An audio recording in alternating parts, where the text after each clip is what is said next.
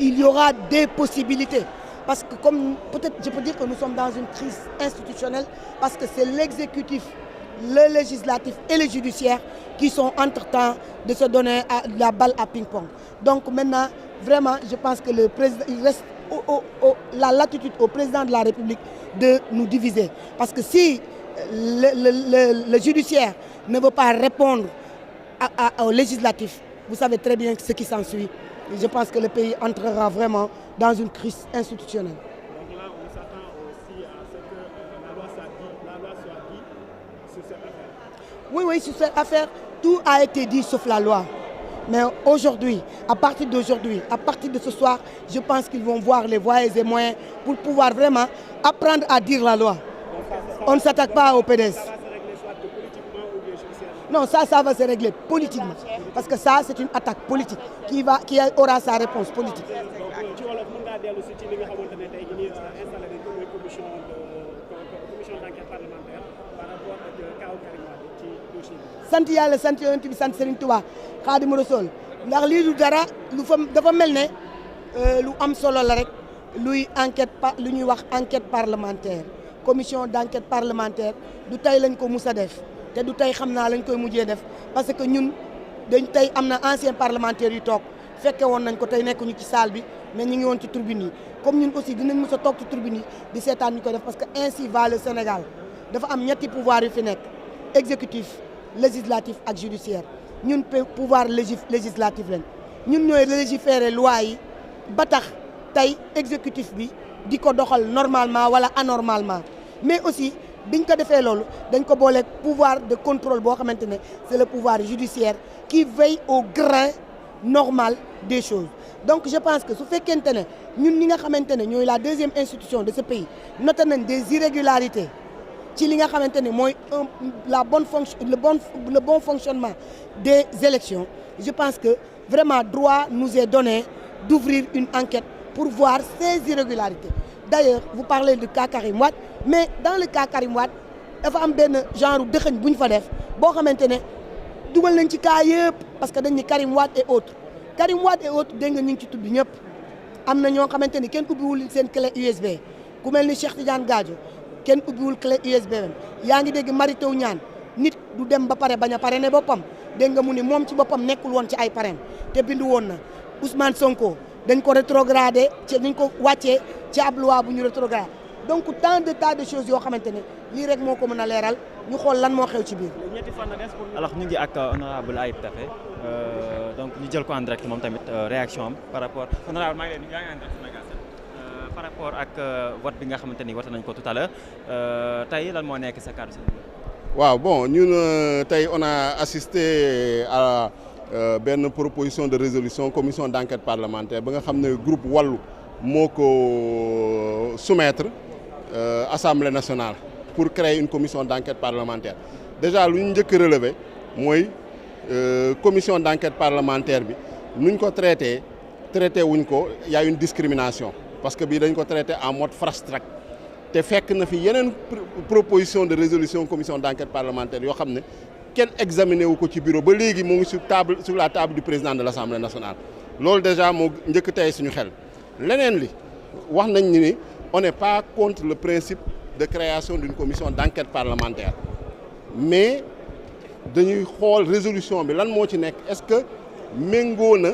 ak loo xam ne sañ-sañu Assemblée nationale la parce que constitution bi tamit dafa proclamer le principe d'indépendance de la justice proclamer la séparation des pouvoirs am également des principes constitutionnels de stabilité et de respect des institutions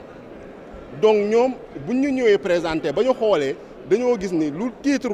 résolution ba ak lu nekk ci article ya dafa wute mooy maanaam titre résolution yi naka nañuy fexee leeral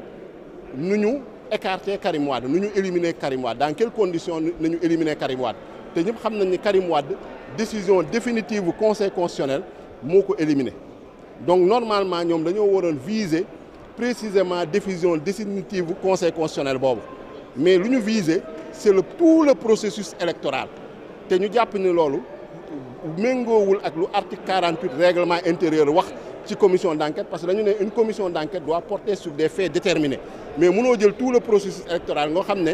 depuis plus d'un an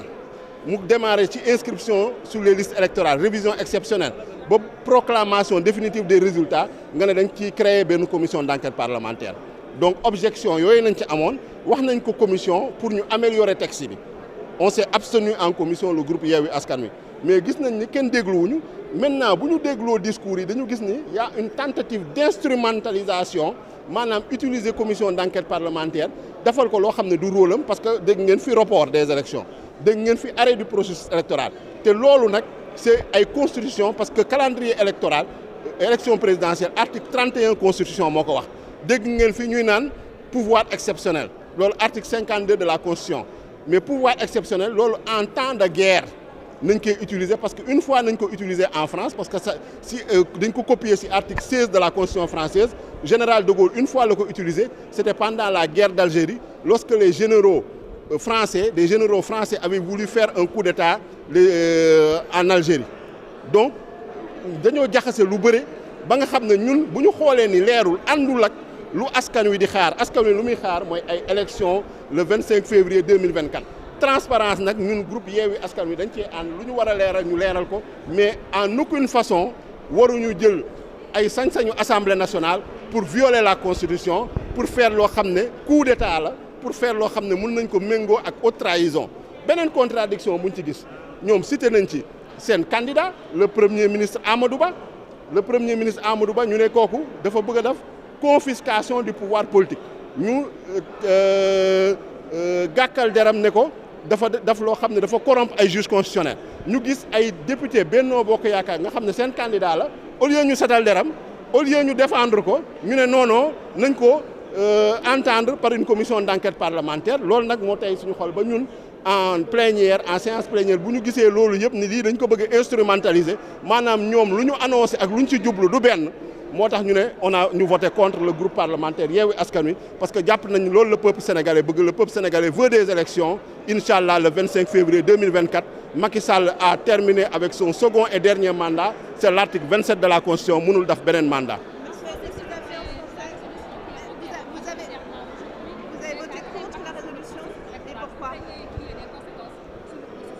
Voilà, donc le groupe parlementaire Liberté, démocratie et changement a soumis à l'Assemblée nationale une proposition de résolution intitulée « Proposition de résolution visant à élucider les conditions dans lesquelles monsieur Karim Meïssa Wade et autres candidats ont été éliminés. » Donc nous, après lecture de cette résolution, nous avions déjà relevé en commission des lois qu'il y avait une contradiction et une incohérence entre le titre de la résolution et les articles de cette résolution. Parce que le titre de la résolution parle de Karim Wade. Au niveau des articles, on parle d'une commission d'enquête parlementaire sur le processus électoral. Et vous savez que le processus électoral débute avec l'inscription sur les listes électorales et se termine par la proclamation définitive des résultats. Et nous avions également relevé que dans l'exposé des motifs, on a parlé d'indices concordants. On nous a présenté aucun indice. On ne demande pas des preuves. Nous avons été très clairs. Nous voulons quand même des indices parce que nous ne sommes pas d'accord avec la procédure utilisée, mais on a utilisé des voies de recours piégées au dialogue national viennent pour nous dire que ce que nous avions retenu au dialogue national et que nous avons entériné automatiquement ici à l'Assemblée nationale presque sans débat, cela n'est pas bon, il faut qu'on revoie tout le processus électoral. Vous avez voté contre la commission d'enquête et pourquoi? Nous avons voté contre la commission d'enquête puisque la commission d'enquête parlementaire est instrumentalisée et détournée de son objet que lui confère le règlement intérieur parce qu'on nous parle de report des élections, parce qu'on nous parle d'arrêt du processus électoral, ce qui est une violation flagrante de la Constitution, ce qui est un coup d'État puisque le calendrier électoral est fixé par l'article 31 de la Constitution. Le mandat du président de la République, son terme est fixé par l'article 27 de la Constitution. Nous ne permettrons à personne, à aucune institution de violer la Constitution et nous nous associerons à aucune combinaison, aucune machination, aucun stratagème ou aucun subterfuge pour permettre de reporter les élections contre la volonté du peuple sénégalais parce que ces élections ont été fixées le 25 février 2024. Ce qui nous a paru surprenant et bizarre, c'est que le candidat de Benno Bokk Yaakaar, Amadou Ba, a été cité et accusé de corruption. Et l'argument fallacieux que les députés de Benno Bokk Yakaar ont présenté, ils disent qu'ils veulent laver à grande eau leur candidat. Alors que quand vous avez un candidat, le premier réflexe c'est de le défendre d'abord, avant de le citer devant une commission d'enquête parlementaire. Est-ce qu'ils vont arrêter la campagne électorale de M. Amadou Ba pour venir l'entendre dans cette commission d'enquête parlementaire? Donc ce qui veut dire que, en tout cas, ce que nous avons constaté, c'est que cette commission d'enquête parlementaire, on veut la détourner de son objet pour tenter d'arrêter le processus électoral, pour tenter de reporter l'élection parce qu'ils pensent qu'ils ne sont pas prêts ou parce qu'il y a des guerres intestines au sein de Benno Bokk Yakaar et de l'APR avec des factions rivales qui veulent capter l'appareil d'État. Cela, nous le refusons et nous ne nous associerons à aucune machination, aucune combinaison, aucun stratagème, aucun complot pour violer la Constitution. Mais comment ça reporter les élections? La Commission n'en a pas le pouvoir. La Commission n'en a pas le pouvoir, mais ils sont dans la machination, ils sont dans le complot, ils sont dans des combinaisons. Nous ne nous intéressons pas à cela. Ce qu'on nous a présenté, c'est une commission d'enquête parlementaire. On débat de la commission d'enquête parlementaire, de la procédure et des résultats. Nous avons noté des incohérences, nous avons demandé des améliorations. Aucune amélioration n'a été apportée depuis nos observations et nos objections que nous avons présentées en commission. En commission, nous nous étions abstenus. Yewwi n'avait pas voté pour, Yewwi s'était abstenu. Donc, puisque nos objections et nos observations et nos propositions d'amélioration n'ont pas été prises en compte et que nous constatons que ceux qui même présentent, le groupe qui présente la résolution, elle-même dit qu'elle vise un report de l'élection et un arrêt du processus électoral, nous n'allons pas nous associer, quel que soit, même si c'est quelque chose, c'est dans le rêve, même si c'est irréaliste, même si c'est complètement artificiel, nous n'allons pas nous associer à quelque chose qui est détourné de ses fins propres. Mais est-ce que vous pensez que cette commission d'enquête parlementaire risque d'ouvrir une crise institutionnelle en interrogeant le travail du Conseil constitutionnel? Il n'y a aucune crise institutionnelle. La seule crise, c'est une crise politicienne au sein de Benno Bokk Yakaar, entre des factions qui se disputent entre elles, ceux qui sont avec Amadou Ba et ceux qui sont contre Amadou Ba. C'est ça, c'est la seule crise. C'est une crise politicienne et interne à Benno Bokk Yakaar. Maintenant, pour le PDS, effectivement, leur candidat a été éliminé. Mais nous-mêmes, notre candidat Ousmane Sonko a été éliminé. Nous avons usé des voies de recours qui s'offrent à nous, mais nous avons jugé que la Constitution n'offre aucune voie de recours pour un report. Et nous pensons que nous ne devons pas mener le Sénégal dans l'abîme, dans l'aventure, pour simplement des intérêts personnels de notre candidat. Et nous aurions voulu, comme le PDS, que notre candidat, que le président Ousmane Sonko soit candidat. Mais il a subi un complot, il a été écarté injustement. Nous avons constaté cela, mais nous avons trouvé des solutions politiques pour présenter un candidat. Et nous irons aux élections avec ce candidat qui est Bassirou Diomaye Faye, avec la coalition Diomaye Président. Donc merci. Jërëjëf.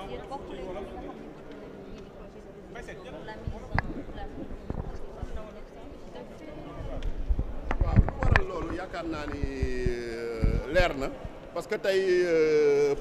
proposition de résolution commission d'enquête parlementaire buñ ñu soumettre dañu ko soumettre ci ay délais yoo xam ne doy na waar.